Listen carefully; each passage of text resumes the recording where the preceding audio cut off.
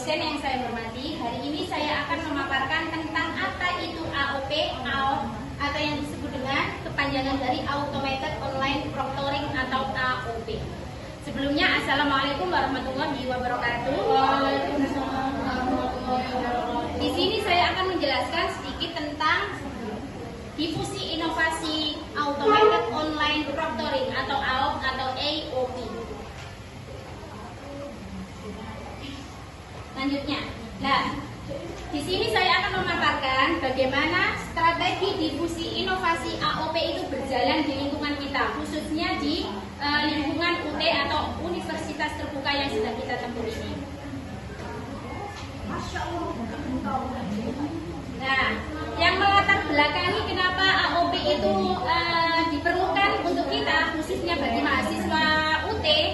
Nah, di sini teman-teman dan ibu dosen yang saya hormati. Nah, di sini ada latar belakang dari AOP itu sendiri. Apa itu? Yang melatar belakangi adanya AOP, yakni adanya pembelajaran daring yang membutuhkan sistem evaluasi yang kredibel. Kredibel itu apa? Kredibel itu yang terpercaya. Yang kedua, banyak kasus kecurangan dalam ujian online seperti yang kita tahu. Banyak yang curang di ujian UT kita yang lalu-lalu dan terjadi di lapangan sekitar. Yang ketiga, perlu inovasi berbasis teknologi. Nah, ujian tadi dengan sistem AOP tadi itu yang sangat berbasis teknologi. Solusinya apa? Yaitu tadi AOP atau Automatic Online Proctoring. Saya lanjut. Nah, seperti yang kita tahu, AOP sendiri itu terjadi karena beberapa permasalahan di lapangan. Yang pertama, seperti kasus kecurangan saat ujian online. Kita sebagai semester 6 kemarin, Universitas Terbuka, kita sebagai mahasiswa banyak yang membuka Google saat ujian. Nah, meskipun kita sudah ujian di komputer, tapi banyak juga teman-teman yang masih menggunakan HP untuk membuka jawaban di Google. Yang kedua, yakni kerjasama via WhatsApp. Nah, teman-teman bisa juga lihat banyak sekali teman-teman mahasiswa kita yang saling contekan. Contekannya yakni lewat HP atau via WhatsApp. Yang ketiga, menggunakan joki ujian. Joki ujian itu seperti apa? Nah, joki ujian itu kita membayar seseorang untuk menjadi kita yang masuk ke kelas tersebut untuk mengerjakan soal-soal kita. Lalu kita membayar beberapa jumlah uang, itu disebut dengan joki ujian. Yang terakhir, yakni menggunakan dua perangkat.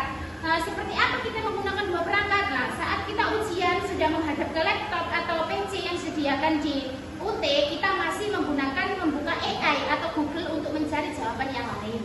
Lanjut. Nah, dari tadi kita membahas masalah AOP, Auto Online Proctoring. Apa sih AOP itu? Nah, sistem pengawasan ujian berbasis teknologi itu namanya AOP. Bisa lewat AI, bisa kamera, atau bisa dengan mikrofon. Nah, kemudian bagaimana sih cara kerja AOP? Dari tadi kita membahas apa itu AOP, latar belakang permasalahannya, contoh kasus di lapangan. Nah, cara kerjanya seperti ini.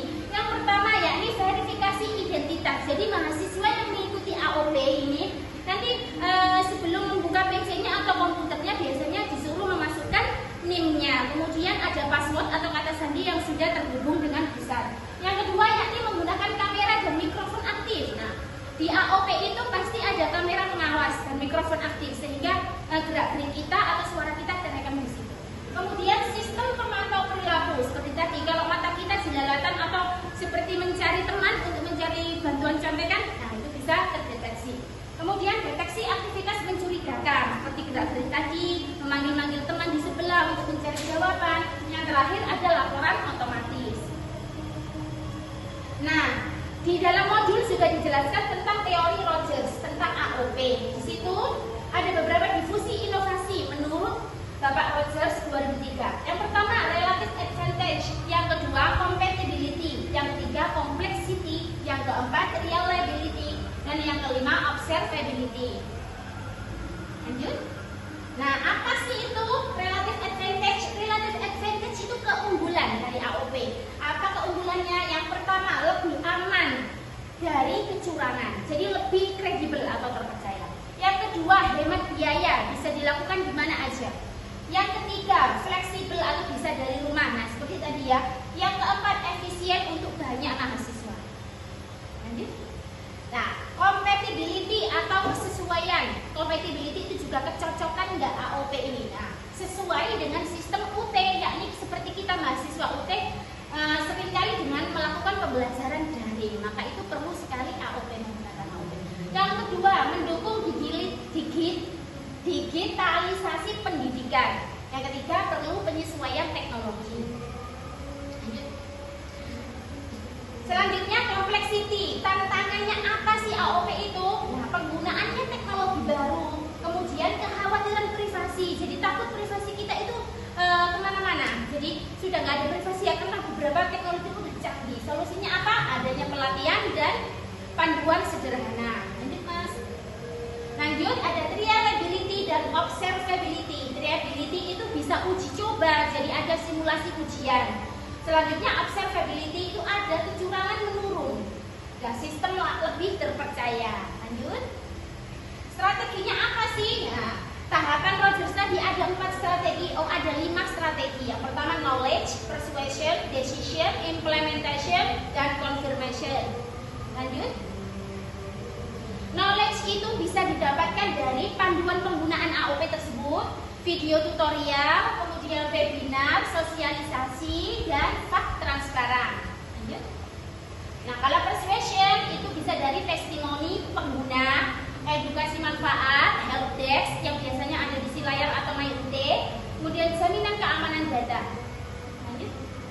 Nah, decision sendiri itu ada 4, yakni dari trial ujian, insentif dosen, pendampingan teknis, pilihan awal penggunaan. Implementation sendiri itu dari integrasi dengan LMS, ya, terhubung. Kemudian ada pelatihan pengguna, kemudian ada SOP penggunaan dan dukungan saat ujian. Lanjut. Nah, confirmation itu bisa dari evaluasi rutin, survei kepuasan, perbaikan sistem, dan kebijakan dari kebijakan permanen. Lanjut. Manfaatnya sendiri AOP itu apa? Untuk menjaga kejujuran, fleksibel, efisien, dan transparan, yang nggak ada yang tersembunyi. Lanjut. Kesimpulannya AOP, kesimpulannya apa? Jadi teman-teman dan dosen yang saya hormati, kesimpulan dari AOP yang saya jelaskan semuanya tadi, yakni solusi ujian daring yang aman, kemudian meningkatkan integritas akademik, dan perlu strategi difusi yang tepat. Lanjut. Terima kasih, ikan hiu melayang-layang. Aku pamit dulu ya sayang. Terima kasih. Wassalamualaikum warahmatullahi wabarakatuh. Waalaikumsalam.